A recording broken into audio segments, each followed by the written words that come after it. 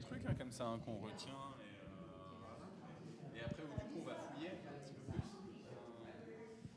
C'est là que tu vois que le Seigneur il intervient. Là, je suis en train de lire la vieille Bible du Père. Ouais. En 1851. 1851. Là, je suis en train de le lire. Les textes ne sont pas les mêmes, mais c'est utile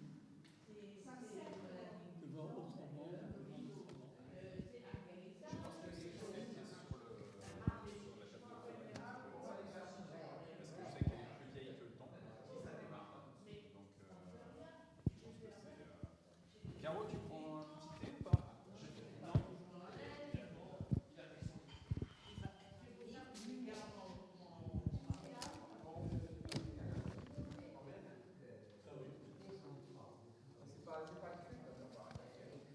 Ouais.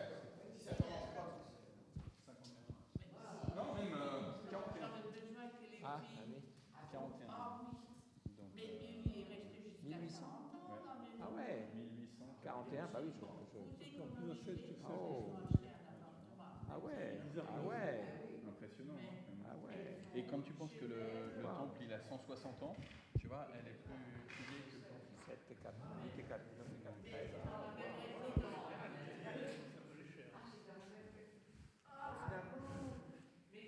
Ça commence ou on a encore une minute? On peut avoir une minute, pas de problème. Ouais. Faites-nous un café, faites-nous un C'est café. une vieille Bible qui est complètement démolie. Il faut C'est à reconstruire. dire, Mais je pense que celle-ci, elle a été aussi, c'est pas comme ça. Parce que celle-ci, je trouve qu'elle est quand même, tu vois, à mon avis, ça c'est pas d'origine. Ça a été bien fait, mais j'ai du mal à imaginer que. J'ai du mal à imaginer que ce soit d'origine. D'accord. Bon, ça c'est à cause de ça. C'est la laque qu'ils avaient mis sur le bois là.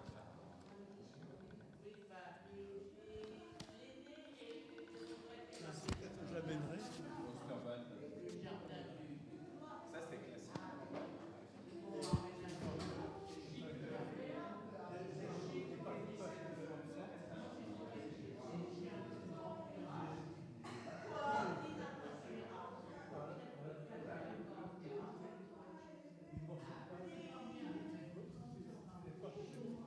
Ah ouais, tellement c'est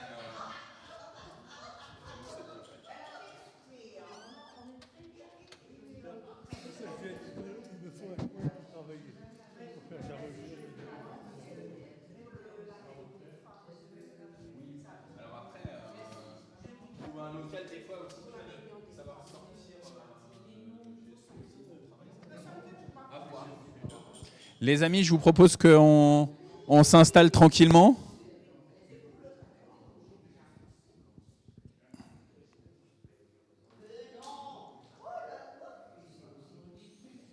Tour de la Bible, voilà.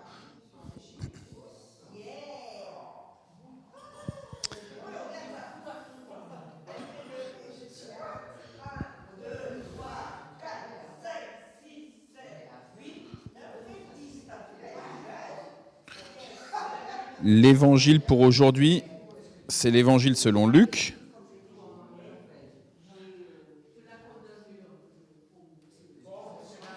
Et l'évangile selon Luc, chapitre 6, pour aujourd'hui, il est un petit peu long.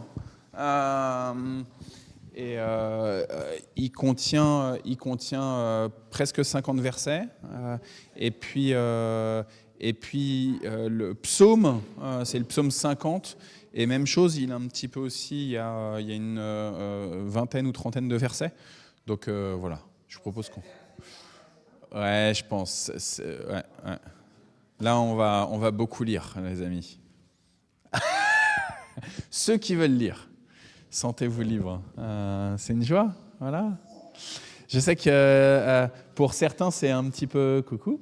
Tu peux mettre dans le frigo, Anne-Marie, le taboulet, ouais, comme ça il sera au frais. Et voilà.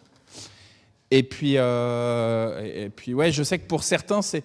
Merci Caro de fermer les rideaux, parce que c'est vrai que c'est agréable ce beau soleil, mais pour regarder, et notamment pour regarder l'écran tout à l'heure quand on va lire ou quand on va chanter, ça sera un peu plus compliqué. Et coucou Anne-Marie. Et donc voilà. Donc comme disait Caroline, pour les lectures, 7, 8 versets à mon avis, mais sentez-vous libre. Si vous sentez que vous êtes en train de lire un passage, que peut-être qu'il faut continuer de le lire, eh ben, on continue de le lire ensemble. Michel, juste tu disais des nouvelles de ton épouse. Elle va pas trop mal, seulement vous avez de la famille à la maison, et donc du coup elle est... Ben, c'est ça. Donc voilà. Donc on pense à notre Françoise. Voilà, c'est bien qu'on se retrouve. Ah oui, c'était ça que je voulais dire tout à l'heure. Pour certains, ça manque vraiment quand on n'a pas le culte du jeudi. Donc ça fait du bien là vraiment de se retrouver après les vacances scolaires, dans la simplicité toujours de nos cultes du jeudi.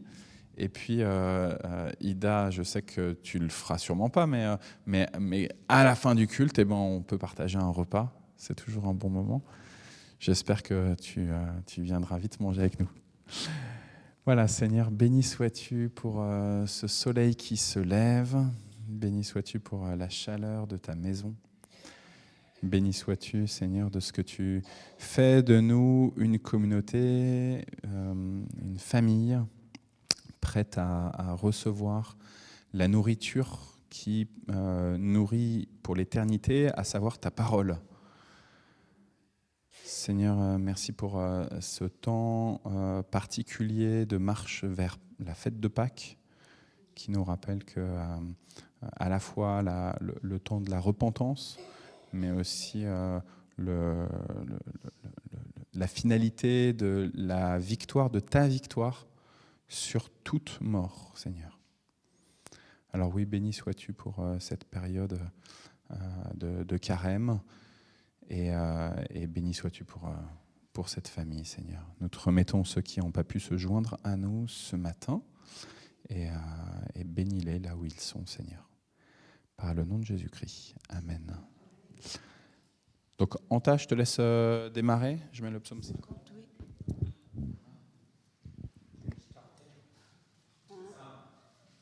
Comment ? Tu es le starter de la voiture.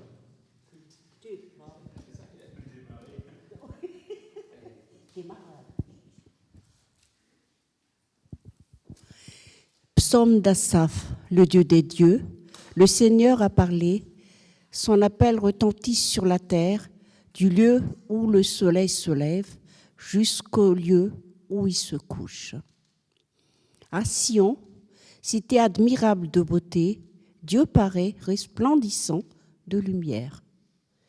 Qu'il vienne notre Dieu, qu'il ne garde pas silence. Un feu dévorant le précède, autour de lui, l'ouragan se déchaîne. Dieu convoque les cieux là-haut et la terre pour juger son peuple. Il dit, rassemblez tout pour moi, les personnes qui me sont fidèles, qui font alliance avec moi par un sacrifice solennel. Que les cieux le proclament. Le Seigneur est juste, le Dieu qui juge, c'est lui. Mon peuple, écoute, j'ai à te parler. Israël, je t'adresse un avertissement. Moi, Dieu, je suis ton Dieu. J'ai des reproches à te faire, mais ce n'est pas pour tes sacrifices. Tu n'as d'ailleurs jamais cessé de m'en offrir. Je n'irai pas prendre un taureau chez toi, ni des boucs dans tes enclos. Car toutes les bêtes des forêts et les animaux sur les montagnes sont à moi par milliers. Je connais tous les oiseaux des montagnes et le gibier est à ma disposition. Si j'avais faim, je n'aurais pas besoin de te le dire, puisque le monde entier est à moi avec tout ce qu'il contient. Vais-je manger la viande des taureaux et boire le sang des boucs ? Offre-moi plutôt ta reconnaissance, à moi ton Dieu, et tiens les promesses que tu m'as faites, à moi le Très-Haut. Quand tu seras dans la détresse, appelle-moi. je te délivrerai et tu célébreras ma gloire. Mais Dieu déclare aux méchants, à quoi bon réciter mes décrets, parler de l'engagement que tu as pris envers moi, alors que tu n'acceptes pas les reproches et que tu rejettes ce que je dis. Quand tu vois un voleur, tu prends son parti. Tu te joins à ceux qui commettent l'adultère. Tu te laisses aller à dire du mal des autres. Tes discours sont un tissu de mensonges. Tu prends position contre ton prochain. Tu traînes dans la boue ton propre frère.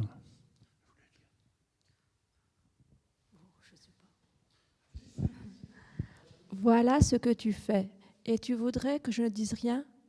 T'imagines-tu que je suis comme toi? Je te tiens pour responsable, je vais tout étaler sous tes yeux. Vous qui voulez m'ignorer, comprenez bien ce que j'ai dit. Sinon, je vous mettrai en pièces, sans que personne m'en empêche. Il m'honore celui qui m'offre sa reconnaissance. À celui qui veille sur sa conduite, je ferai voir le salut de Dieu.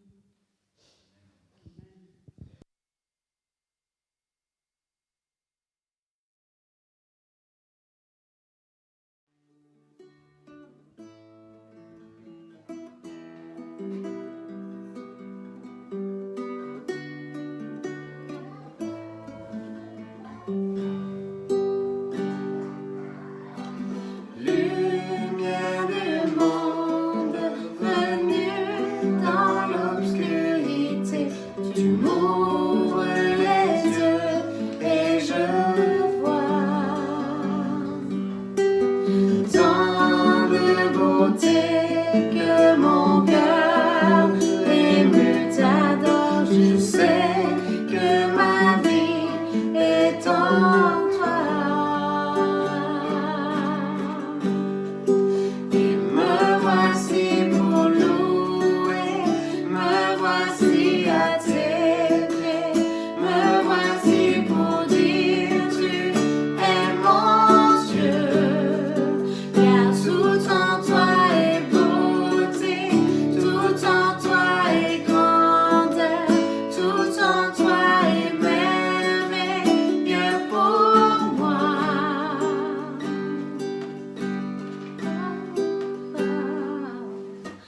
Roi éternel, élevé au-dessus de tout, ta gloire resplendit dans le ciel. Tu es venu humblement sur cette terre, tu t'es donné par amour. Me voici pour louer, me voici à tes pieds, me voici pour dire tu es mon Dieu. Car tout en toi est beauté, tout en toi est grandeur, tout en toi est merveilleux pour moi. Et je ne pourrais imaginer le prix payé pour mon péché. Je ne pourrais imaginer le prix payé pour mon péché. Et me voici pour louer, me voici à tes pieds, me voici pour dire tu es mon Dieu. Car tout en toi est beauté, tout en toi est grandeur, tout en toi est merveilleux pour moi.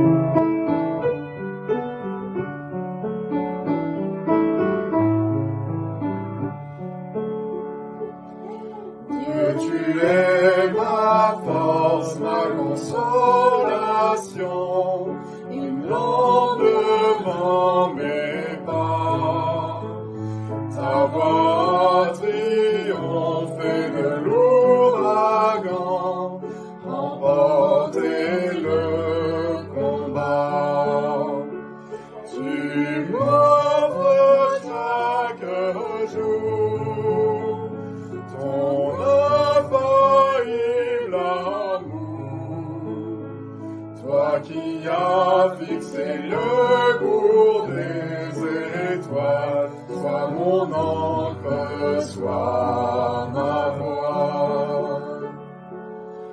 Tu étends mes ailes pour toucher les cieux, protégé par ta main. Ta grâce m'appelle à lever les yeux et suivre ton chemin. Tu m'offres chaque jour ton infaillible amour, toi qui as fixé le cours des étoiles, sois mon encre, sois ma voix. Ta miséricorde coule de la croix, ton sang m'a racheté. Tout ce que je suis me vient de toi, sans fin je te louerai. Tu m'offres chaque jour ton infaillible amour, toi qui as fixé le cours des étoiles, sois mon encre, sois ma voix.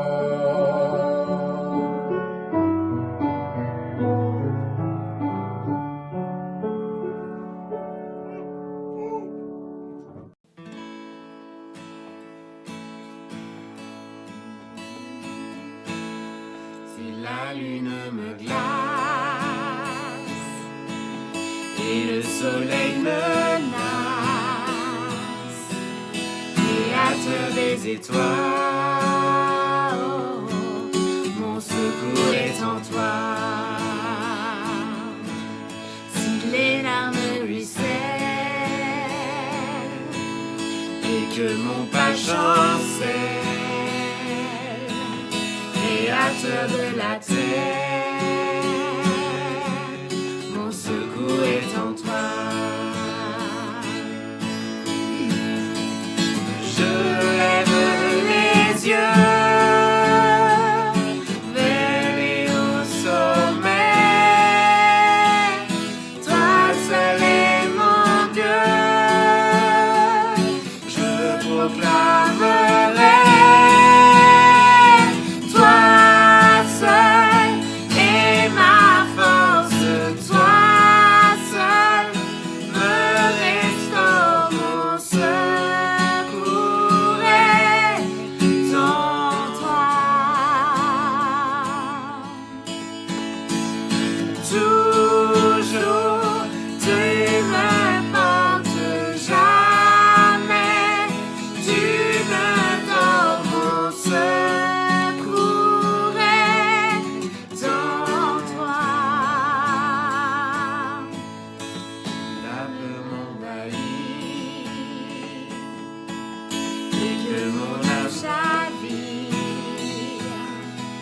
Créateur de la vie, oh, mon secours est en toi.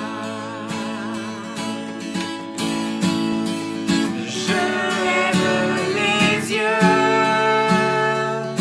vers les hauts sommets, toi seul est mon Dieu, je proclamerai.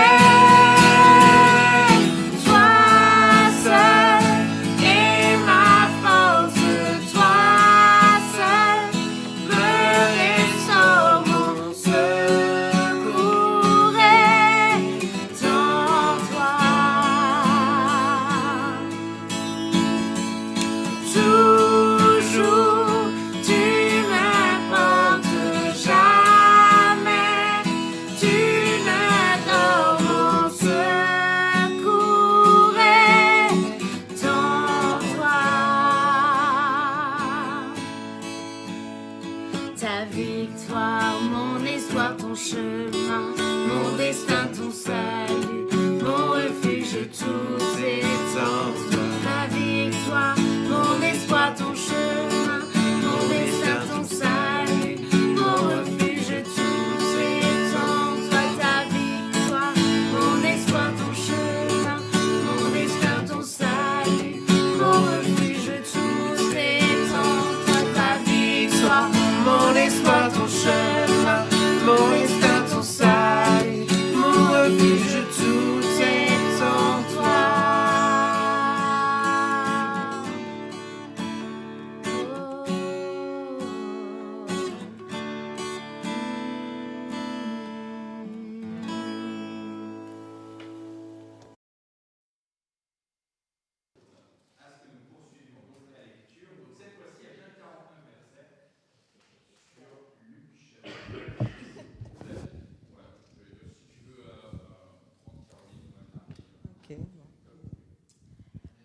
un jour de sabbat, Jésus traversait des champs de blé.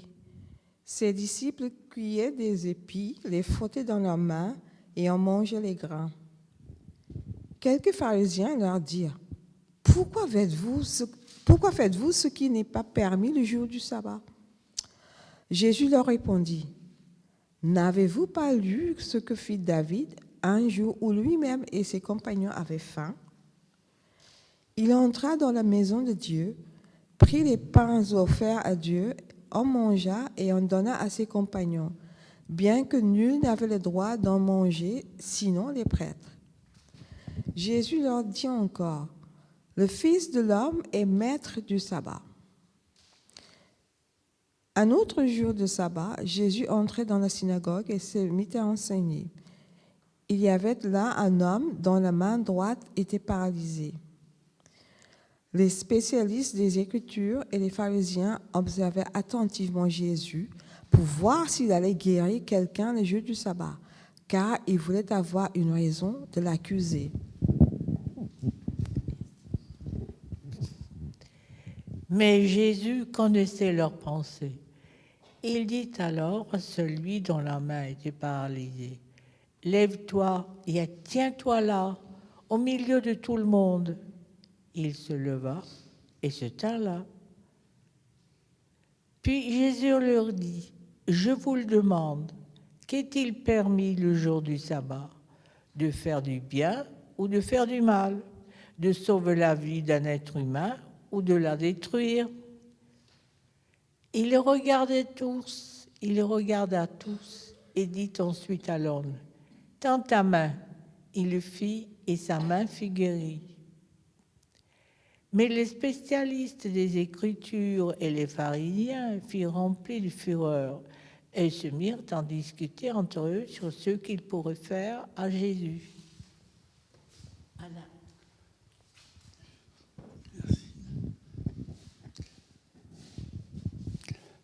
Or, il arriva qu'en ces jours-là, Yeshua s'en alla dans les collines avoisinantes pour y prier. Il passa toute la nuit en prière avec Dieu. Quand le jour se leva, il appela ses Talmidim et en choisit 12 parmi eux pour qu'ils soient reconnus comme ses émissaires. Shiméon, qu'il nomma Képha, André, son frère, Yaakov, Yohanan, Philippe, Barthélemaï, Mattithiaou, Thomas, Yaakov ben Chalfaï, Shiméon, celui qu'on appelle le Zélote, Yehuda ben Yaakov et Yehuda de Kériot, celui qui devint un traître. Puis il descendit avec eux et s'arrêta en un endroit plat. Une grande foule de Talmidim se trouvait là, ainsi qu'un grand nombre de personnes qui venaient de tout Yehuda, de Yerushalayim et de la côte de Tsor et de Sidon.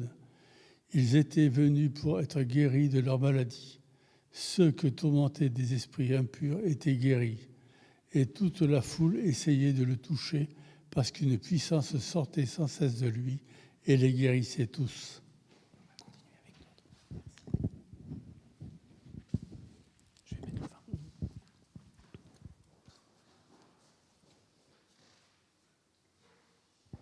Jésus regarda alors ses disciples et dit, « Heureux que vous êtes pauvres, car le règne de Dieu est à vous. Heureux, vous qui avez faim maintenant, car vous aurez de la nourriture en abondance. Heureux, vous qui pleurez maintenant, car vous rirez. Heureux êtes-vous si certains vous haïssent, s'ils vous rejettent, vous insultent et disent mal de vous à cause du Fils de l'homme. Réjouissez-vous quand cela arrivera et sautez de joie, car une grande récompense vous attend dans le ciel. C'est ainsi, en effet, que leurs apôtres maltraitent les prophètes. Mais quel malheur pour vous qui êtes riches, car vous avez déjà votre bonheur. Quel malheur pour vous qui avez tout en abondance maintenant, car vous aurez faim. Quel malheur pour vous qui riez maintenant, car vous serez dans la détresse et vous pleurerez. Quel malheur pour vous si tout le monde dit du bien de vous, car c'est ainsi que leurs ancêtres agissaient avec les faux prophètes. Mais je vous le dis, à vous qui m'écoutez, aimez vos ennemis, faites du bien à ceux qui vous haïssent. Bénissez ceux qui vous maudissent et priez pour ceux qui vous maltraitent. Si quelqu'un te frappe sur une joue, présente-lui aussi l'autre. Si quelqu'un te prend ton manteau, ne lui refuse pas non plus ta chemise. Donne à quiconque te demande quelque chose, et si quelqu'un te prend ce qui t'appartient, ne le réclame pas. Faites pour les autres exactement ce que vous voulez qu'ils fassent pour vous. Si vous aimez seulement ceux qui vous aiment, pourquoi vous attendre à une reconnaissance particulière? Même les pécheurs aiment ceux qui les aiment. Si vous faites du bien seulement à ceux qui vous font du bien, pourquoi vous attendre à une reconnaissance particulière? Même les pécheurs en font autant. Si vous prêtez seulement à ceux dont vous espérez qu'ils vous rendront, pourquoi vous attendre à une reconnaissance particulière? Des pécheurs aussi prêtent à des pécheurs pour qu'ils leur rendent la même somme. Au contraire, aimez vos ennemis, faites-leur du bien et prêtez sans rien espérer recevoir en retour. Vous obtiendrez une grande récompense et vous serez les enfants du Dieu très haut, car lui, il est bon pour les ingrats et pour les méchants. Soyez pleins de bonté, comme votre Père est plein de bonté. Ne partez pas de jugement, et Dieu ne vous jugera pas non plus. Ne condamnez pas, et Dieu ne vous condamnera pas. Pardonnez, et Dieu vous pardonnera. Donnez, et Dieu vous donnera. On versera dans la grande poche de votre vêtement une bonne mesure, bien serrée, secouée, débordante. La mesure que vous employez pour mesurer sera aussi utilisée pour vous. Jésus leur dit, encore une parabole, un aveugle ne peut pas conduire un autre aveugle, n'est-ce pas? Sinon, ils tomberont tous les deux dans un trou. Aucun disciple n'est supérieur à son maître, mais tout disciple bien formé sera comme son maître. Pourquoi regardes-tu le brin de paille qui est dans l'œil de ton frère ou de ta sœur, alors que tu ne remarques pas la poutre qui est dans ton œil?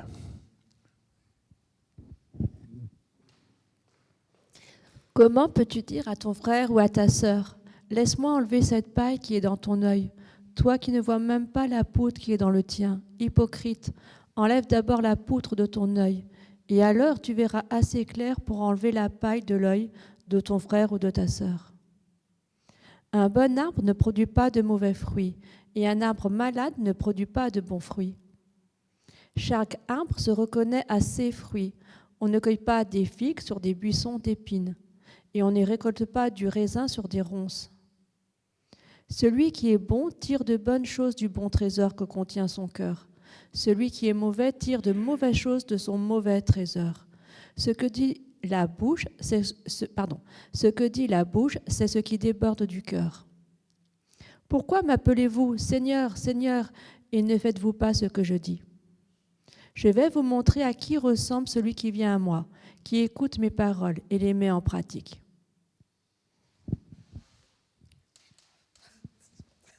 D'accord. Il est comme celui qui s'est... Il est...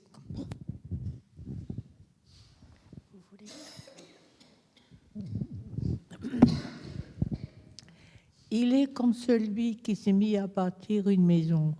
Il a creusé profondément la terre et a posé les fondations sur le roc. Quand l'inondation est venue, les eaux du torrent se sont jetées contre cette maison, mais sans parvenir à l'ébranler, car la maison était bien bâtie. Mais celui qui écoute ma parole et ne le met pas en pratique est comme quelqu'un qui a bâti une maison directement sur le sol, sans fondation. Quand les eaux du torrent se sont jetées contre cette maison, elle s'est aussitôt écroulée. Sa destruction a été totale.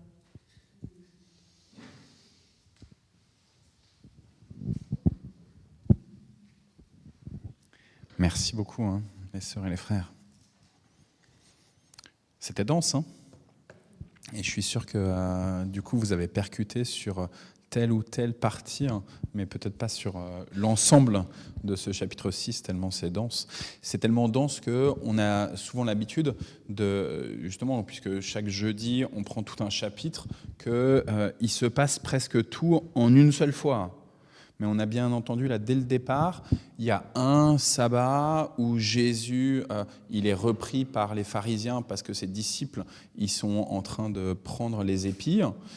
Et puis, quelques versets après, il nous est dit, un jour d'un autre sabbat, les pharisiens se questionnent si Jésus, il va guérir un homme qui a besoin d'une guérison. Donc on voit bien que même si là, nous, on vient de se lire le chapitre 6 en entier, en l'espace de quelques minutes, il se passe du temps, il se passe au moins une semaine, en fait beaucoup plus même.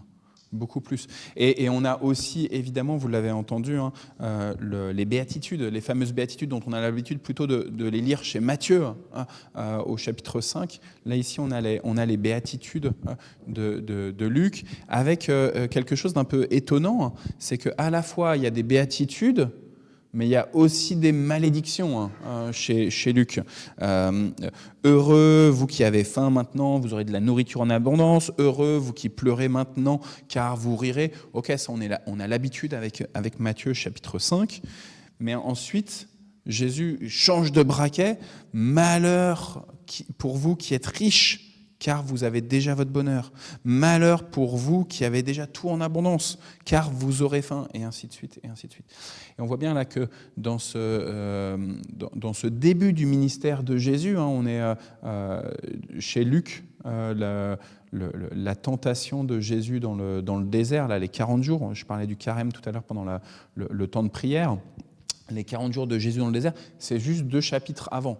Donc on est vraiment là encore au début du ministère de Jésus. D'ailleurs, vous avez entendu dans le chapitre 6, on a cette liste, merci Alain, dans ta traduction aussi, pour les noms des apôtres. On a cette liste-là des différents apôtres que Jésus a choisis parmi la foule de ses disciples.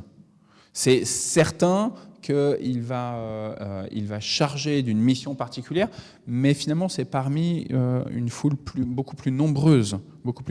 Et donc on est là, vraiment, dans ce début du ministère de Jésus, de ce qu'il vient annoncer. Et on voit que dès le début de son ministère, il vient tout juste de démarrer. Chapitre 5, il a déjà fait quelques guérisons, il a donné quelques petits enseignements.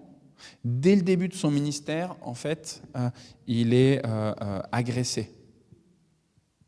Dans le cœur de ceux qu'il côtoie, il y a à la fois des personnes qui veulent le suivre, mais il y a aussi tout de suite des personnes qui sont suspicieuses, qui se disent « mais qu'est-ce qu'il vient nous faire, lui ? C'est pas possible. » Il vient trop bouleverser ce sur quoi on a fondé notre foi. Et la foi, pour l'époque, elle se fonde sur la révélation mosaïque, sur la révélation par Moïse. Les Sadducéens au temple de Jérusalem, ils font les bons rites de ce qui est décrit dans le livre du Lévitique. Et donc, si Dieu ne s'était pas révélé à Moïse dans cette Torah et qu'il n'aurait pas donné les éléments pour construire le culte. Donc les Sadducéens, ils se basent sur la Torah pour réaliser les rites dans le temple de Jérusalem et permettre une bonne connexion entre Dieu et le peuple qu'il s'est choisi. Et les pharisiens, même s'ils ont un peu plus de défiance par rapport à ce qui se passe dans le temple et qu'ils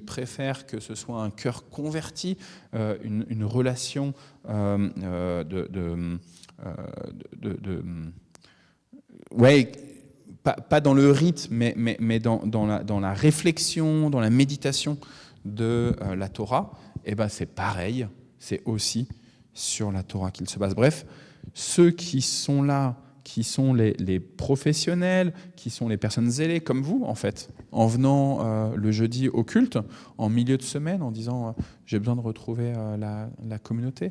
Peut-être que c'est le seul moment aussi où on retrouve des frères et des sœurs. Et bien, ces gens-là, malgré tout, ils sont perturbés par cet homme-là, qui semble trop bousculer ce sur quoi ils ont fondé leur relation avec le Dieu éternel. Et en particulier donc cette question de la loi, du sabbat. On ne doit rien faire le jour du sabbat parce qu'on doit honorer le Seigneur Dieu.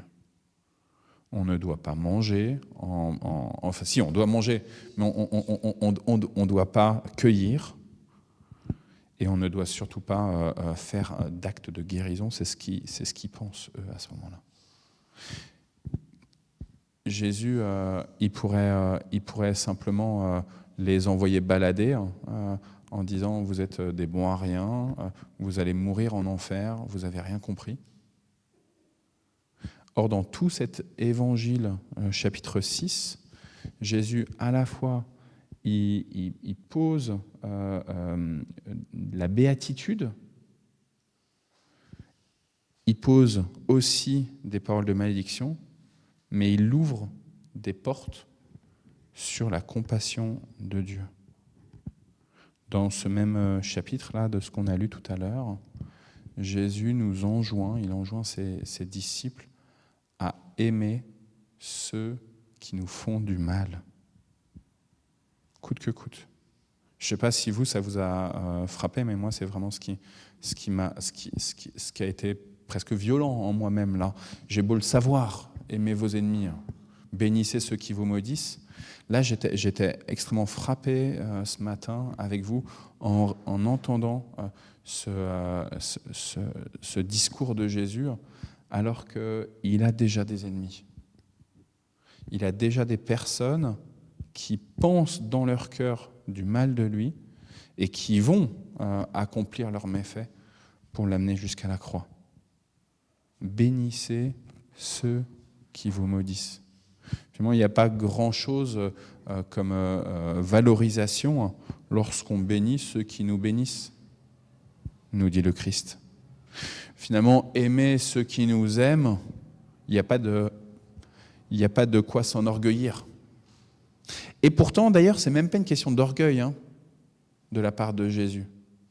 C'est une question de comment est-ce que je vais à l'encontre de ce qu'il y a en moi-même comme tentation, de manière charnelle. J'aurais envie de juste condamner, salut Emmanuel, de juste condamner ceux qui me font du mal. J'ai juste envie de pratiquer la justice. J'ai juste envie de balancer des bombes sur ceux qui ne pensent pas comme moi, sur ceux qui me veulent du mal ou ceux qui veulent du mal à mes amis. Aimez vos ennemis. Évidemment, je pense à la question des bombes. Je me souviens, il y a quelques mois de cela, quand il y a eu ce leader chrétien engagé politiquement aux États-Unis qui a été tué. Et la veuve a tout de suite dit qu'elle pardonnait aux meurtriers.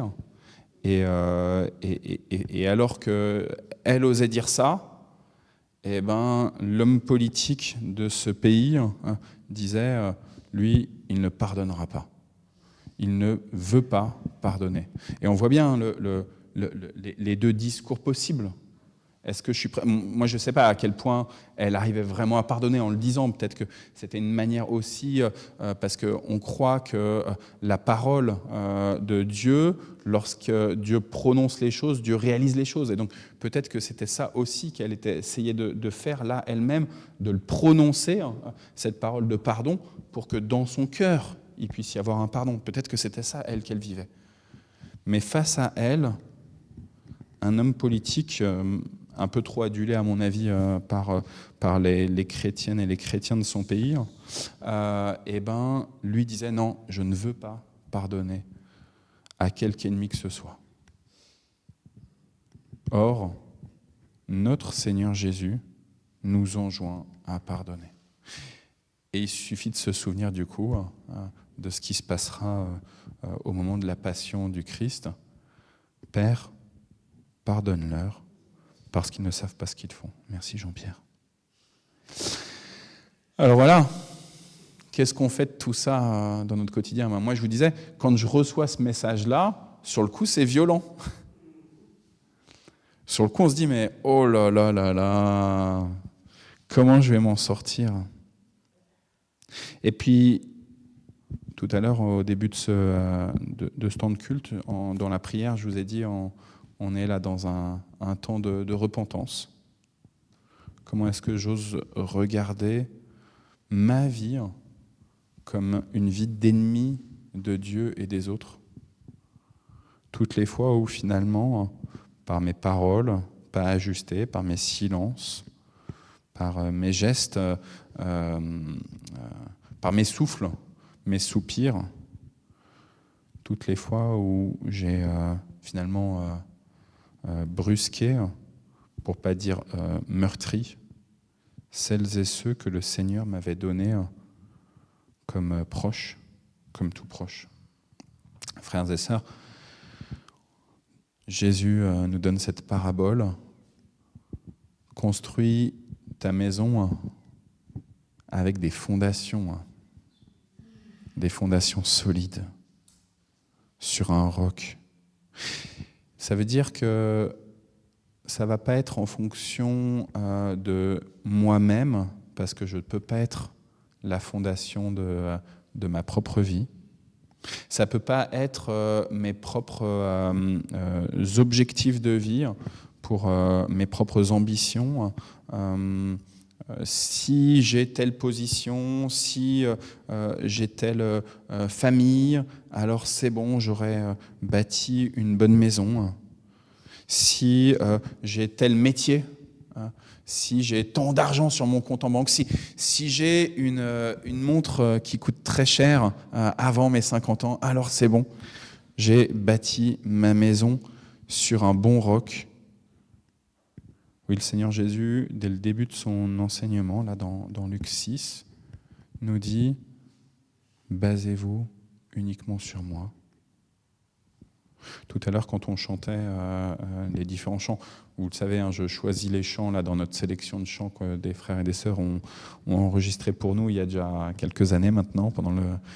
Ça, vraiment, quand on voit le petit Simon ou quand on voit les enfants alors là, ils n'y étaient pas, les petits enfants de Nathalie, mais on se dit bon, ils ont quand même bien grandi les uns et les autres.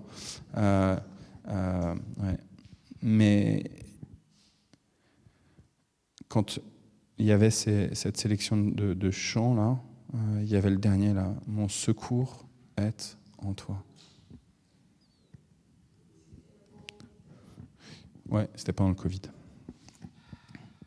Combien de fois je cherche dans les tempêtes de mon existence, dans les agressions que je subis, alors elles peuvent être multiples, et ça peut être des silences à cause des... ça peut être des agressions à cause des silences des uns et des autres. Et comment est-ce que j'ai bâti ma maison sur celui qui est mon seul secours? Frères et sœurs, je suis trop reconnaissant d'avoir cette Église et d'avoir la communauté que vous êtes. Et pourtant, vous n'êtes pas la fondation solide de l'Église, de ma foi, de ma vie. Vous êtes des personnes qui allaient travailler les uns avec les autres et on va œuvrer ensemble. Mais en fait, parmi vous, il y en a certains qui seront plus là. Parmi vous, il y en a un qui sera plus là dans quelques mois ou années. Est-ce que je base ma vie, mon secours, mon existence uniquement sur les frères et les sœurs? Dernière chose, par rapport aux ennemis, je ne base pas non plus mon existence sur le fait d'avoir tel ennemi ou tel autre ennemi. J'ai beaucoup de personnes qui me disent je suis victime de mes parents, je suis victime de ma fratrie, je suis victime de ceci ou de cela.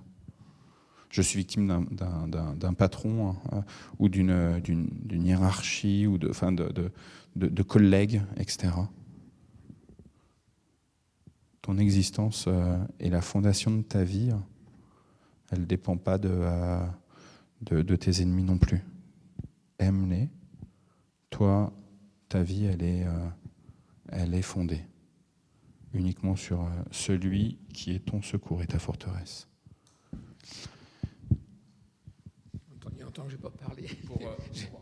Pardon, oui. Pour Anne-Marie et pour Emmanuel, ça fait très longtemps, je pense que tu n'es pas venu, ou tu étais venu au culte du jeudi, mais je pense en semaine sainte. Tu es venu en semaine sainte, c'est une joie que tu... Emmanuel, c'est un paroissien de Noisy-le-Sec. Et non, c'est bon. Donc là, je laisse le micro, donc chacun est libre de réagir ou de... Voilà. Il y a plein de choses à dire. Je vais essayer de me limiter. Je vais commencer par ce qui est en dehors du sujet. J'ai parlé avec Richard l'autre jour. À chaque fois que je le vois, on parle de foi, etc. Bon, sa femme est gravement malade. Et donc, j'ai cité des versets. On a parlé de choses et d'autres. Puis je lui ai dit, je vais citer le verset où Jésus, c'est Paul qui dit, le dernier ennemi qui sera vaincu, c'est la mort. Donc je lui ai dit, mais la vie et la mort, c'est pas, la mort n'est pas dans la vie. Les gens du monde, ils disent, ah oui, non. La mort et la vie sont antagonistes. La vie, sont opposés. La vie, c'est la vie. La vie ne s'arrêtera jamais. La vie, on vivra. Donc j'ai un peu mis tout ça dans les mains du frère. Après, pour en revenir à ça, j'aime bien c'est plus fort que dans Matthieu quand il dit quand vous serez persécutés, quand vous serez humiliés par les hommes, sautez de joie. Sautez de joie, dit Luc. Donc, je pense à mon cas personnel. Si mes sœurs qui ne sont pas chrétiennes, elles préfèrent aller entre elles qu'avec moi. Mes voisins, ils n'ont pas envie de me parler. Ils ne me connaissent pas spécialement, mais on est de Dieu, on n'est pas du monde. Et même si la Bible nous demande d'avoir des bons rapports avec tout le monde, voilà, c'est comme ça. Vaut mieux être du Seigneur que de ne pas l'être.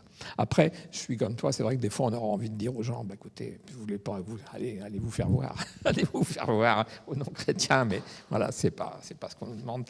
Et je pense souvent, toi, à ce verset, mais plutôt dans Matthieu, qui nous dit, si on aime les gens qui nous aiment, on ne fait rien de bien et on ne mérite rien. J'ai toujours ça en tête. Et c'est vrai que c'est trop facile. C'est facile d'aimer les gens qui nous aiment. Tout le monde peut faire ça. C'est à la portée du premier venu, d'avoir de l'empathie pour les gens qui sont admirables, bons, etc.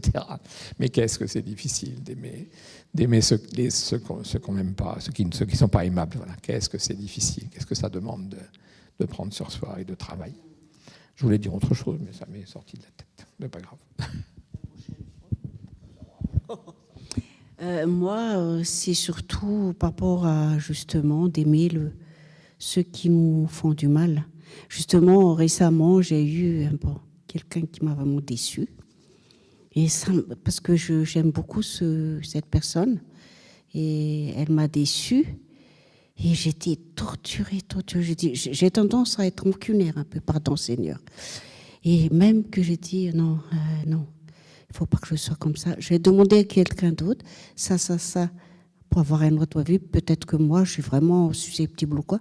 Ah non, mais tu as raison. L'autre derrière qui dit oui, d'accord.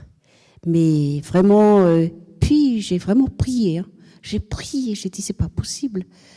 Peut-être que c'est moi. Et je reviens sur 41, là, de dire, regarde d'abord la poudre qui est... Et je me suis dit, oui, j'ai aussi beaucoup j'ai dit, je me remets en question aussi à plein de choses. Je regardais, je vais essayer, mais j'avais du mal. Maintenant, merci Seigneur, c'est parti. J'avais du mal. J'ai dit, je regardais le bien que cette personne me fait. Je vais regarder que ça. Pour moi, c'est une stratégie pour moi. Et je me dis, je regarde ça, et puis à tout le monde, il y a un bon côté, un mauvais côté, comme moi-même. Moi, j'ai ça. J'ai dit, j'avais du mal. Un mois que j'ai eu cette lutte, ce combat. Et j'ai tout le temps... parce qu'à chaque fois que je dis, oui, t'as raison, oui, ça se fait pas. Hein, et tout. Les autres qui renchérissent derrière, ça m'a dit, non, je ne veux pas demander l'avis des autres, à Dieu que je vais demander. Donc, voilà, donc il faut compter que sur Dieu, hein, pas aux humains. Je pense que sur la question justement de mon changement de regard, hein, sur chacun, et notamment mes ennemis, hein, en effet, il n'y a que Dieu qui peut nous changer notre regard.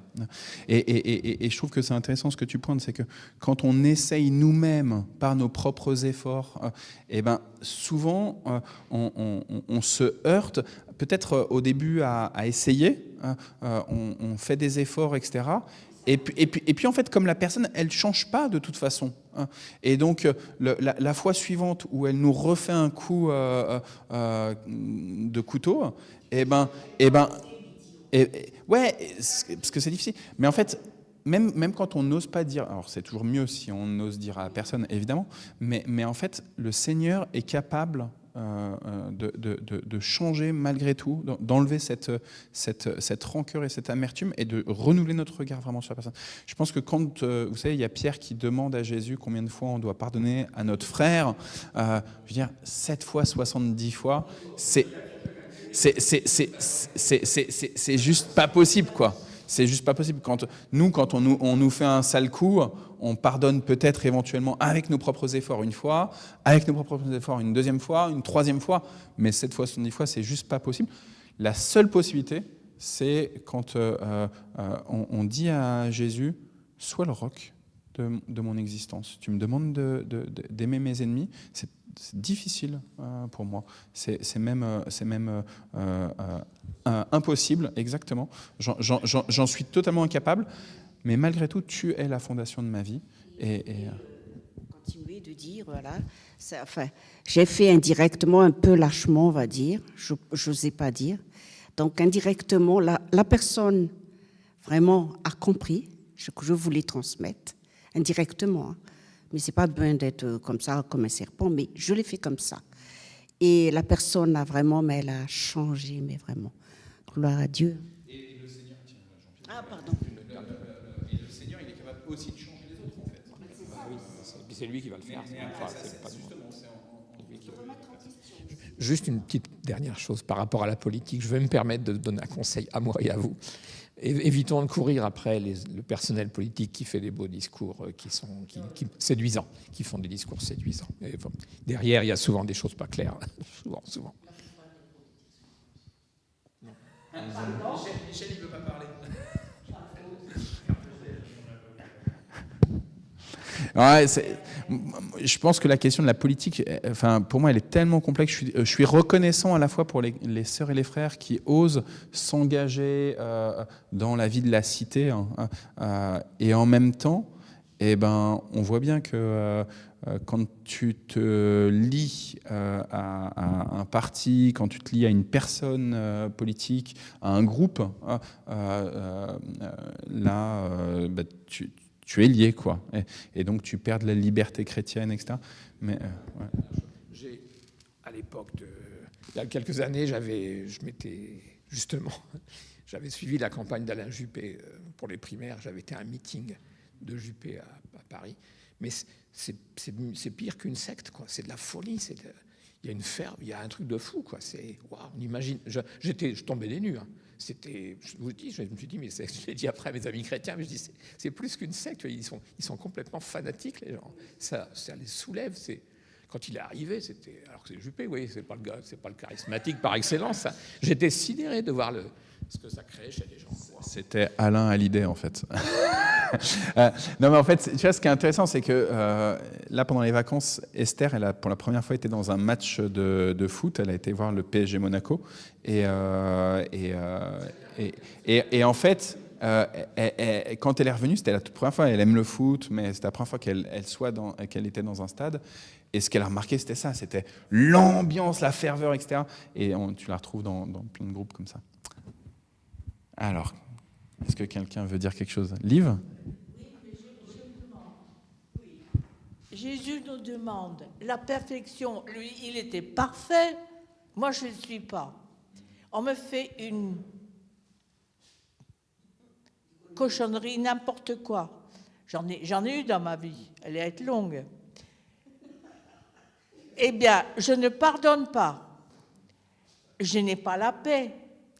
Il faut longtemps pour que j'obtienne la paix. Il faut le demander, évidemment. Mais ce n'est pas tout de suite, jamais.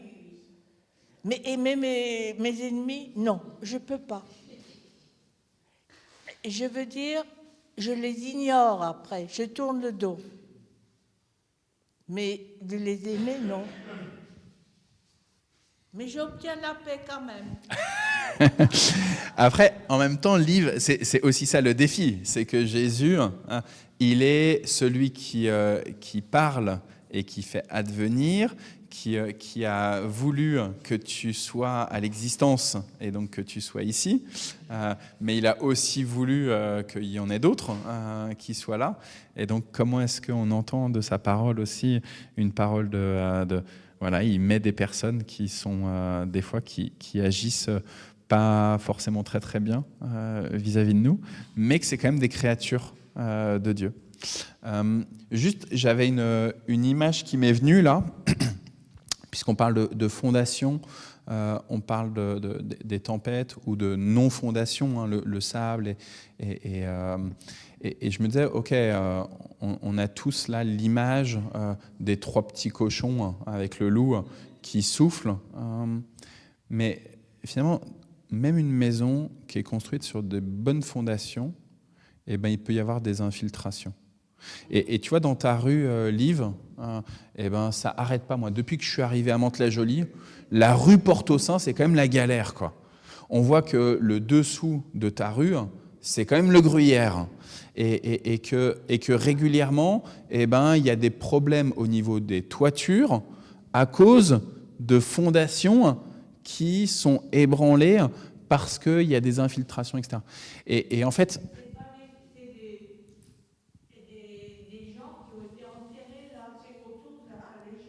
Ouais. Ouais. C'est ça.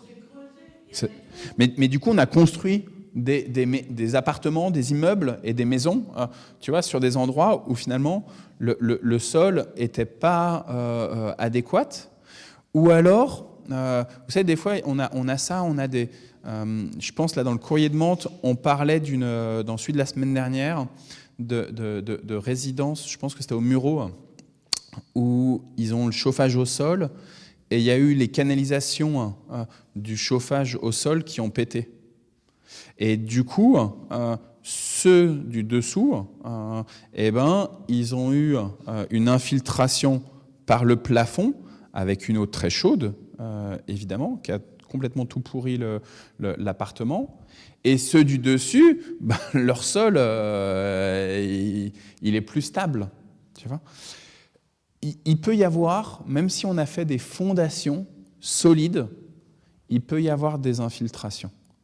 Et vous savez, cette parabole que Jésus raconte avec le semeur, eh ben, il y a la bonne terre, etc. Mais il y a aussi des endroits où, notamment le sol rocailleux, où ça commence à pousser. Il y a une plante qui arrive. La graine, elle germe, elle commence à sortir. Mais malgré tout, eh ben, à cause du terrain rocailleux, eh ben, ça prend pas comme il faut. À cause, avec ça s'enracine pas. Donc quand il y a le soleil, ça brûle. Donc l'image que j'avais, c'était ça quand tu parlais du fait il y a des personnes où tu fais le choix de ne pas pardonner. Et ben, c'est quand même, tu vois, laisser l'infiltration se faire. Alors oui, tu arrives sur le coup à avoir la paix, etc. Mais je pense que Jésus, mais je te dis pas ça moralement, je veux pas faire le moralisateur, Liv, d'accord ?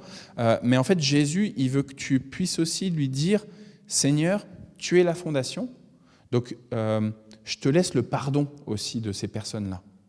Je te confie cette possibilité de pardonner. Moi, j'y arrive pas. Humainement, c'est pas possible. C'est vraiment trop douloureux.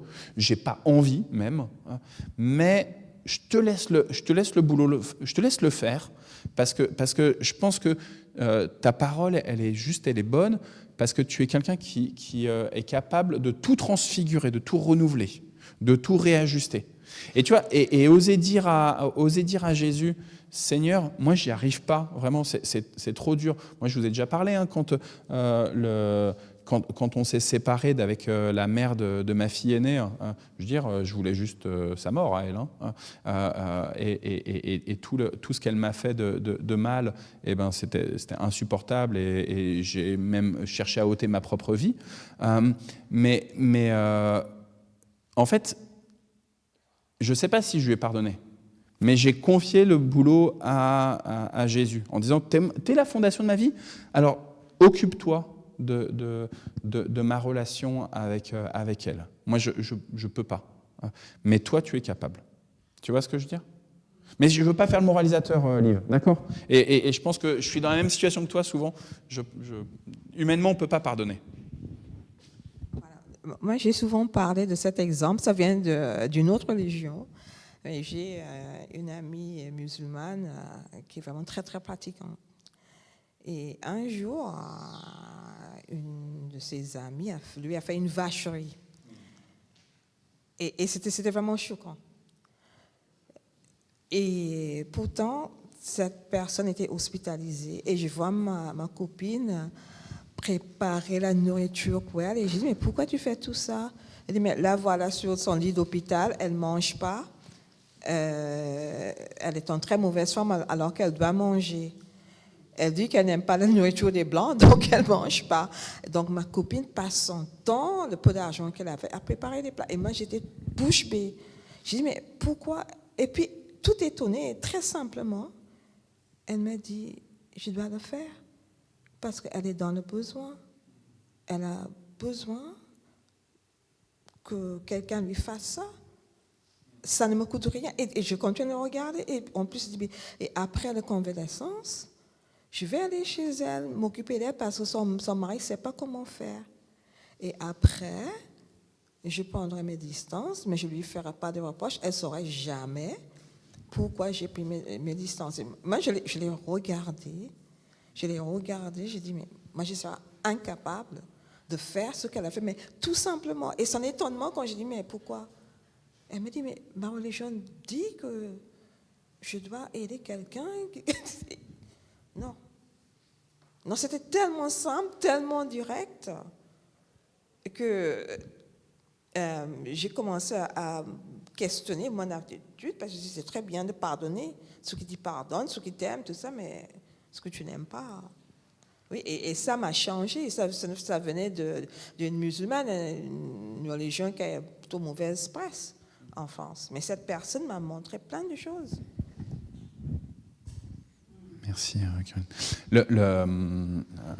Je pense l'effort, frères et sœurs, dans le christianisme, et c'est ça qui change absolument tout par rapport à la foi chrétienne, par rapport à toutes les autres religions.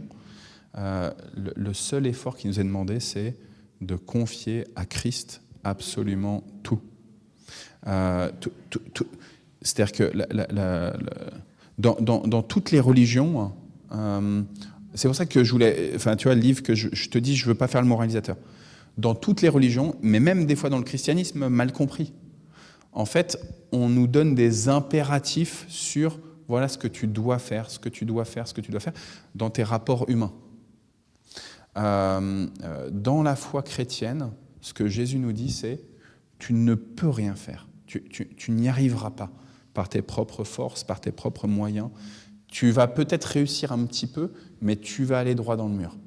La seule chose qui va être salutaire pour toi, ça va être de confier à Dieu, de confier à Christ. Et en fait, je pense que cette question du pardon, cette question du non-jugement dont parle Jésus avec la paille et la poutre, en fait, on est tous en train de juger tout le monde. c'est juste humain. Mais je ne sais pas si ça vous est déjà arrivé, mais moi, plein de fois, je me suis dit « Ah, Seigneur, maintenant, ça y est, j'arrête de juger. » Mais en fait, quand on dit « j'arrête de juger », c'est à nouveau moi, avec mes capacités, ou plutôt mes incapacités, qui va être là à faire. Et ça ne marche pas, en fait. Ça ne marche pas. Tu vois, tout à l'heure, tu parlais des fois de ton propre comportement pas tout à fait juste, tu vois. En fait, si je ne compte que sur mes efforts, j'y arrive pas. Et la foi chrétienne, c'est pour ça que le salut, il ne va pas dépendre de nos œuvres, qui va dépendre juste du Christ. Et le salut, ce n'est pas juste la vie éternelle, c'est dans mon quotidien, comment est-ce que je suis avec les uns les autres. Comment est-ce que je suis en paix profondément. Je reviens sur Liv, et quand tu dis, je ne veux pas faire le moralisateur, mais je pense que dans la subconscience de Liv, ça la travaille quand même. Si elle arrive à en parler là, elle n'a pas ignoré, elle n'a pas totalement oublié. Non, dans sa subconscience, il y a encore quelque chose qui reste. Mais elle ne le sait pas. En tout cas, elle est en paix. Jean 15, 5. Sans moi, vous ne pouvez rien faire. Ouais.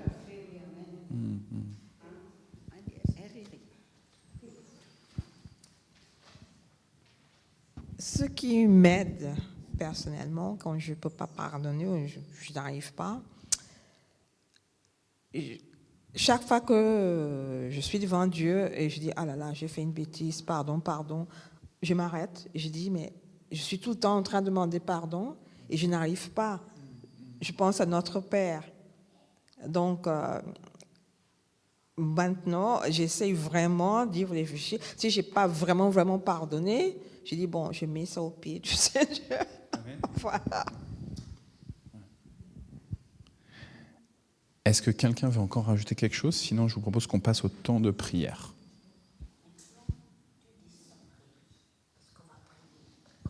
Ok. Non. Alain, t'as rien dit?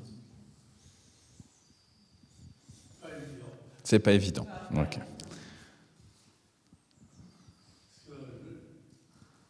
Je te donne le micro quand même. Ce sujet. Mais pour ceux qui vont affaire à des escrocs, qui ont détourné beaucoup de choses, comment faire? Continuer la plainte ou faire cesser la plainte et pardonner, mais par ses propres forces, c'est impossible. Voilà. iPhone ou pas iPhone? On prie pour voilà, tous ceux qui se retrouvent comme ça, arnaqués. Sujet de prière, je vous lis le fil rouge de Portes Ouvertes. Si vous lisez le magazine de Portes Ouvertes, en fait, c'est un sujet qui a été justement mentionné dans le magazine. Celui du mois de mars, ils ont fait tout un dossier sur les femmes chrétiennes persécutées, puisqu'il y avait la journée internationale des droits des femmes. Et donc là, c'est sur une femme en Afghanistan. Convertie au christianisme d'origine afghane, Ariana vit aujourd'hui en exil en Asie centrale. Si elle était renvoyée en Afghanistan, sa conversion lui vaudrait certainement la mort. Donc là maintenant, ça c'était le petit chapeau, maintenant je vous lis l'histoire. Quand le téléphone a sonné, Ariana savait déjà à quoi s'attendre. « C'était mon frère », dit-elle. « Il m'a dit, j'ai entendu que tu étais devenue chrétienne et que tu as quitté l'islam. Si tu as dit cela parce que tu es en danger, alors je viendrai te sauver. Sinon, je suis prêt à vendre jusqu'au tapis qui est sous mes pieds pour venir te tuer. » Ariana est victime de persécutions pour deux raisons, sa foi en Jésus, mais aussi son sexe. Comme beaucoup de femmes à travers le monde, elle est traitée comme la propriété de ses proches masculins. Et son frère s'est donc senti en droit de la menacer et même de la tuer. Pourtant, très peu de ces histoires parviennent à l'extérieur. Elles restent cachées derrière des portes closes. Dans les pays où les chrétiens sont persécutés, comme l'Afghanistan, de nombreuses femmes sont menacées de devenir invisibles. L'histoire d'Ariana peut nous faire penser à celle d'Agar, la servante de Sarai dans la Bible. Elle a été rejetée, elle a été maltraitée, elle a été chassée dans le désert. Pourtant, Dieu ne l'a pas oubliée, Dieu l'a vue. Agar déclara en fait, dans Genèse 16, 13, « Tu es le Dieu qui me voit ». Au milieu de l'exil et de l'incertitude, Ariana sait que Dieu voit sa situation. Sa foi demeure d'ailleurs son point d'ancrage. Sa relation avec Jésus s'est fortifiée et lui donne le courage d'affronter des défis qui paraissent insurmontables.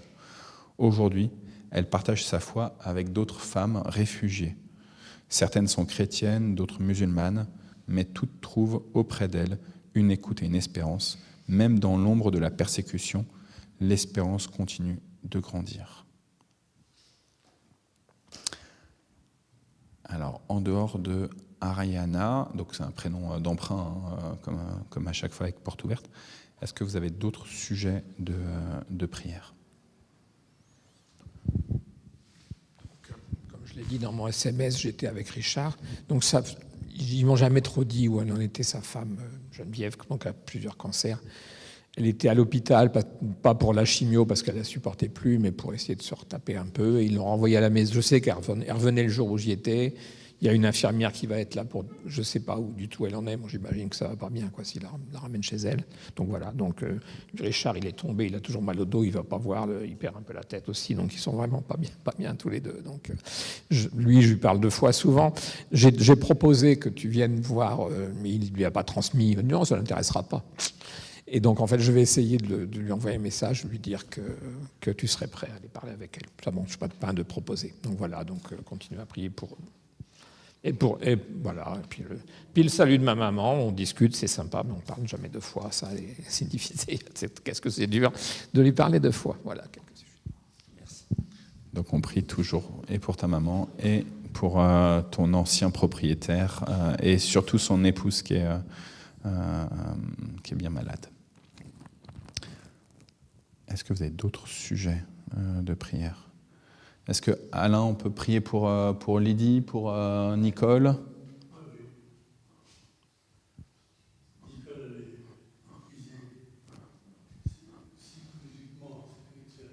Oui. Donc Nicole est épuisée.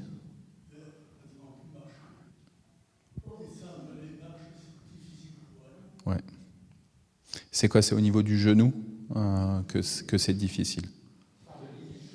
Et des chevilles. Voilà. Donc pour Lydie, pour ta belle-sœur. Ok. Oui, je vous demande de prier pour moi parce qu'il y a une situation difficile à la résidence où vit mon fils, entre les parents et la direction. Bon, moi j'essaie de jouer le rôle d'artisan de paix. Donc priez pour moi pour que je trouve les mots pour apaiser les esprits, parce que ça risque de s'envenimer très vite et ce sera très mauvais pour les résidents, aussi pour la direction, pour tous les gens qui sont concernés. Okay. Donc, priez pour que je trouve les mots. J'ai déjà commencé, j'ai eu quelques effets, mais continuez à prier parce qu'il y a une assemblée générale ce soir à 18h. Priez pour que je trouve les mots et le courage pour me lever devant, parce que j'ai toujours du mal à parler devant les gens, de lever, parler, trouver des mots justes pour apaiser cette situation. Donc on prie pour cette résidence, pour qu'il n'y ait pas d'impact en fait, en particulier pour tous les jeunes qui sont les jeunes adultes qui se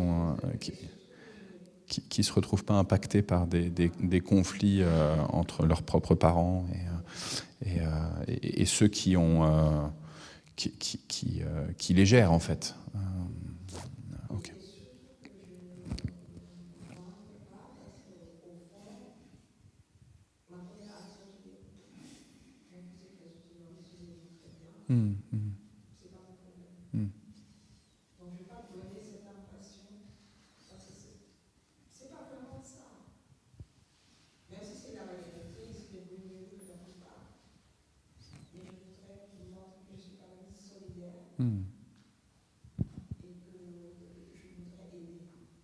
Ok. Eh bien, écoute, on va prier pour toi pour ce soir, et puis tu nous donneras des nouvelles.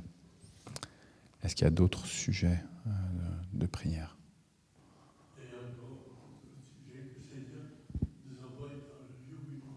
Oui. Donc maintenant que la question du musée commence un petit peu à s'éclaircir, eh ben, on veut vraiment que maintenant le Seigneur il mette les bouchées doubles sur un déménagement pour Nicole et Lydie et toi. Que ce soit dans le Mantois ou que ce soit ailleurs. Donc, ok. Moi, je vous remets, s'il vous plaît, Naoum. Il a son rendez-vous à Necker lundi. Donc voilà. Il a fait encore des analyses là hier. Il en a encore d'autres à faire, mais donc je vous remets Naoum.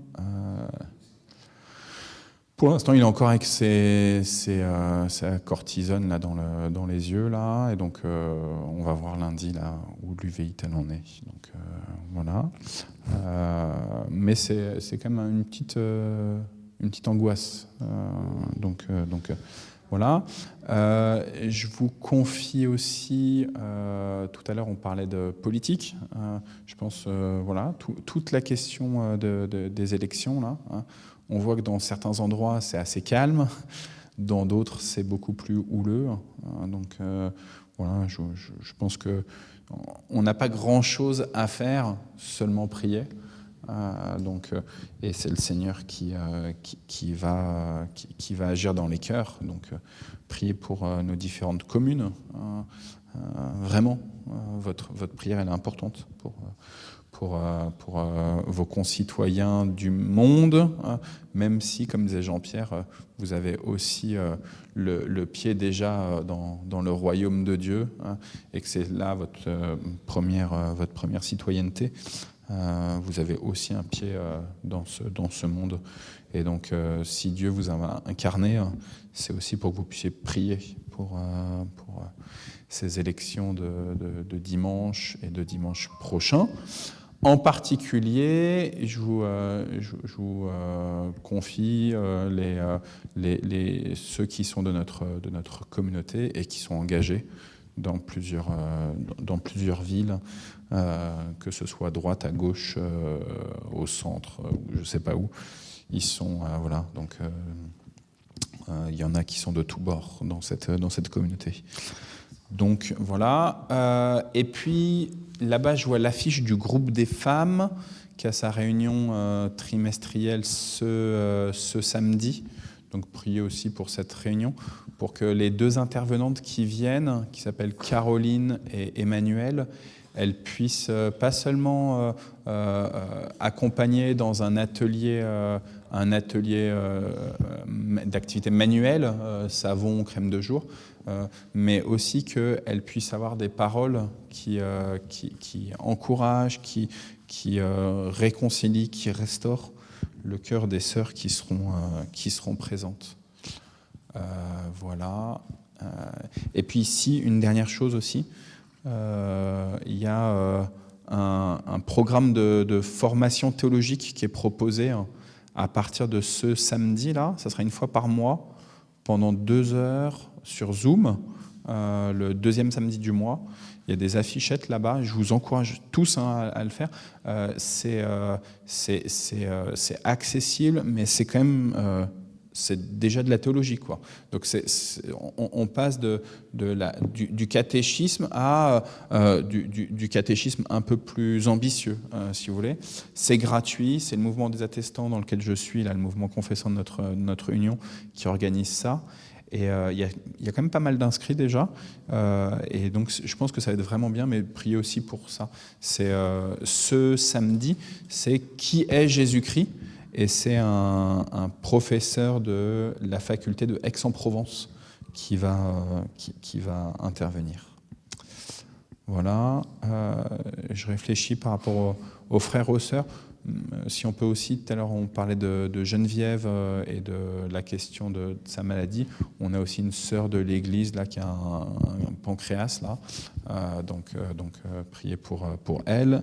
Elle s'appelle Béatrice. On a prié pour elle mardi et elle veut bien qu'on prie pour elle. Donc merci de prier pour Béatrice qui est du coup en chimio palliative.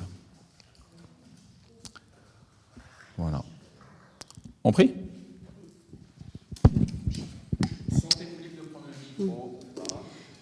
Oui, on va prier. Seigneur, merci de nous avoir donné ce privilège encore d'être ensemble avec les frères et sœurs pour notre culte, d'être en communauté. Et merci tous les jours, on te remercie. On est toujours libre de pratiquer notre religion, Seigneur. Et on prie aussi pour ces femmes comme Mariana, qui est persécutée en Afghanistan. Et aide-la, Seigneur, et aide-la à tenir ferme pour sa foi, qu'elle perde pas sa foi, et protège-la, Seigneur. Ainsi que toutes les femmes du monde qui sont persécutées de par leur religion, mais aussi parce qu'elles sont des femmes. Et donc persécutés partout, Seigneur. Et tu nous as dit, je ne sais pas quel verset, que les deux sont complémentaires parce que l'homme aussi doit respecter la femme. Et donc, protège-les, Seigneur. Nous aussi, Seigneur, chacun de nous, aide-nous à purifier nos cœurs, parce qu'on est tellement... on se sent tellement humain que spirituel. On n'a pas de discernement par rapport à une situation qui nous semble impossible de pardonner. Moi, la première. Donc, aide-nous, Seigneur, à être purifiés par ton sang, nos cœurs, parce que ça nous pèse aussi. Moi, personnellement, ça m'a pesé. Et donc, comme tu dis, dans tes 2 commandements de t'aimer, aussi d'aimer nos prochains. C'est pas facile. Ceux qui nous ont offensés, fait du mal. Et pour ça, Seigneur, nous demandons de guérir tous les frères et sœurs qui sont malades. Je pense à Lydie, qui a ce problème d'orteil qui s'est infecté à cause du diabète. Pareil, ses yeux qui n'arrivent presque plus à s'ouvrir à cause du diabète. Ils ont du mal, Seigneur. Nicole a du mal à avoir des rendez-vous d'IRM et d'autres radios pour ça. Aide-la à en trouver, Seigneur, parce que ça handicape beaucoup Lydie. Et aussi pour son genou, pour qu'elle puisse, ses chevilles, pour qu'elle puisse marcher et pas être... je ne dirais pas fardeau pour Nicole, mais Nicole aussi, Seigneur, fortifie-la psychologiquement et physiquement, Seigneur, parce qu'elle est très épuisée aussi.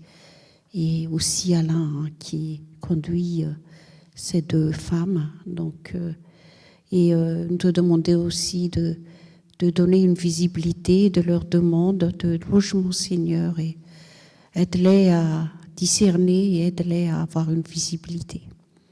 Je prie aussi pour Françoise Lélouchant. On est ravis de voir Michel là, malgré que sa moitié est à la maison.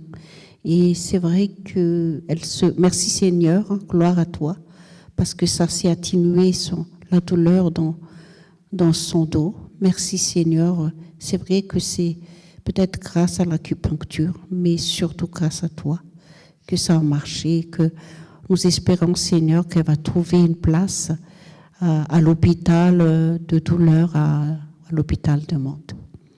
Je prie aussi pour Geneviève, la femme de Richard, Seigneur.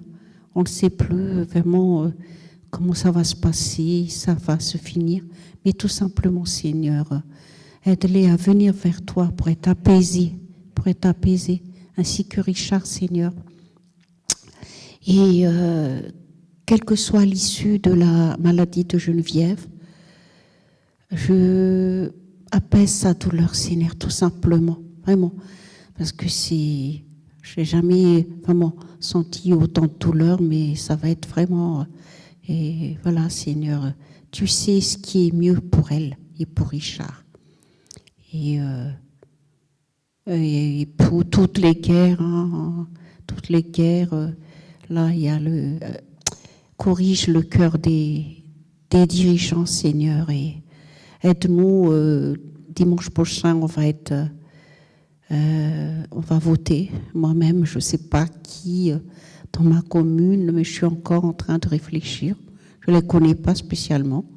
Donc, aide chacun de nous, oriente-nous vers ce qui te semble le mieux pour nous diriger notre commune. Et tous les aidants aussi, j'ai oublié, tous les aidants des gens qui sont malades, fortifie chacun d'eux aussi. C'est ceux qui sont malades que je n'ai pas cités. Visite-les, Seigneur, dans le nom de Jésus. Amen. Oui, merci Seigneur, merci pour cette Église, merci pour ton Église, merci pour cette foi que tu nous as donnée, où les femmes ont toute leur place. Je pense souvent à tous ces exemples dans la Bible. Il y a tellement de femmes remarquables. Pour toi, tu ne fais pas de différence entre un homme et une femme. Et merci pour cette foi qui n'est pas pleine de préceptes, mais qui nous demande simplement de te faire confiance en toutes circonstances, de nous appuyer sur toi et de croire que tu vas agir, non pas parce que nous avons fait des bonnes choses, mais parce que tu nous aimes. Alors merci Seigneur, merci pour toutes les personnes qui sont là tous les jeudis. Nous formons une petite communauté tellement agréable, et merci pour la présence d'Anne-Marie, d'Emmanuel. Voilà, tu as grandi toujours ton Église, et tu veux que chacun prenne sa place et que nous soyons tous ensemble réunis pour l'éternité, et nous te rendons grâce pour tout ça. Je me joins aux prières d'Anta pour Alain, pour Lydie, pour Nicole, que tu puisses manifester ton amour envers eux, pour les guider, les conduire et trouver des solutions pratiques pour qu'ils puissent quitter leur logement, s'installer ici ou ailleurs et vivre paisiblement, et que que tu veilles sur la santé de chacun, Seigneur.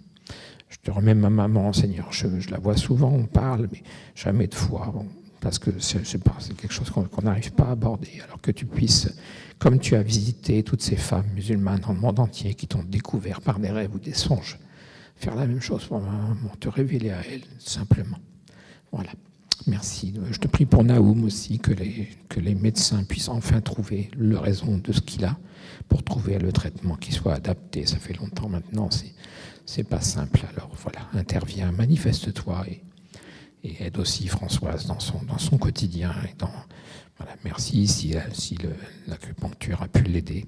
Et une dernière chose aussi, c'est vrai que le monde est bouleversé autour de nous, alors donne-nous beaucoup de sagesse pour ne pas courir après des faux prophètes, comme il y en a tellement aujourd'hui. Voilà, je pensais ce matin à cette parole de Jérémie qui dit qui peut dire qu'une chose arrive si le Seigneur ne l'a pas ordonné. Alors donne-nous d'avoir confiance en toi, de savoir que tu veux notre bien à tous et qu'il n'arrivera rien qui puisse nous enlever de ta main. Béni sois-tu. Amen.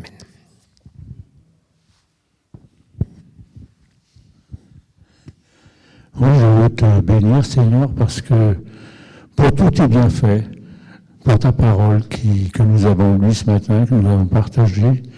Merci, Seigneur, parce que ces bénédictions se renouvellent de jour en jour, et nous avons cette liberté de pouvoir sonder ta parole, de pouvoir nous appuyer sur elle, comme nous nous appuyons sur toi, Seigneur. Vraiment, c'est merveilleux de pouvoir compter sur toi, compter sur ta parole, compter sur tes bienfaits. Et vraiment, je pense toujours à ce chant contre les bienfaits de Dieu, et nous pouvons le répéter tous les jours. Merci Seigneur. Amen.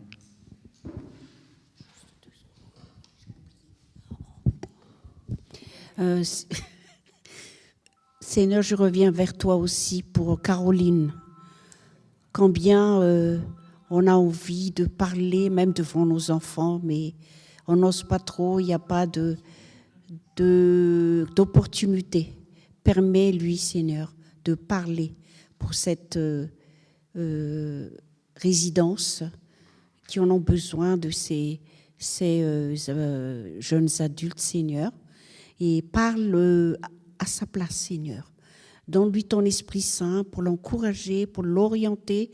Les mots, ça peut blesser, d'autres mots, mais parle à sa place, Seigneur, s'il te plaît, aide-la.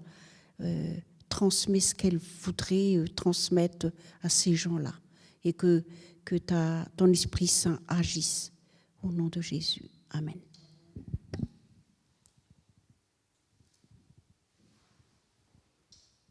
Alain.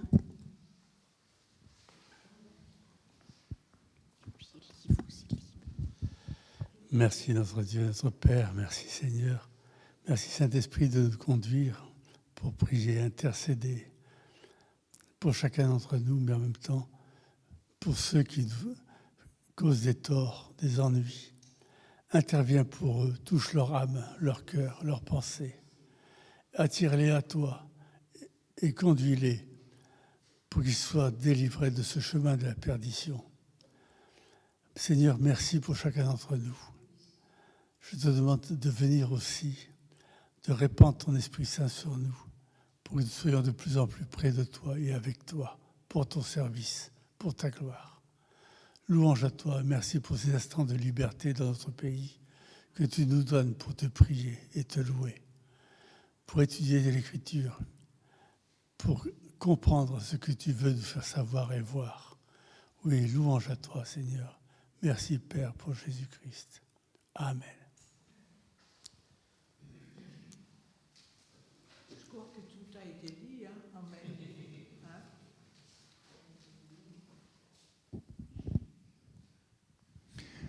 Et donc, on va clôturer avec la prière que Jésus a... Ok, on va dire le Notre Père et après tu fais la bénédiction en chanson. Notre Père qui es aux cieux, que ton nom soit sanctifié, que ton règne vienne, que ta volonté soit faite sur la terre comme au ciel. Donne-nous aujourd'hui notre pain de ce jour.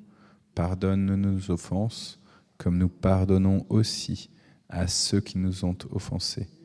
Et ne nous laisse pas entrer en tentation, mais délivre-nous du mal, car c'est à toi qu'appartiennent le règne, la puissance et la gloire, pour les siècles des siècles.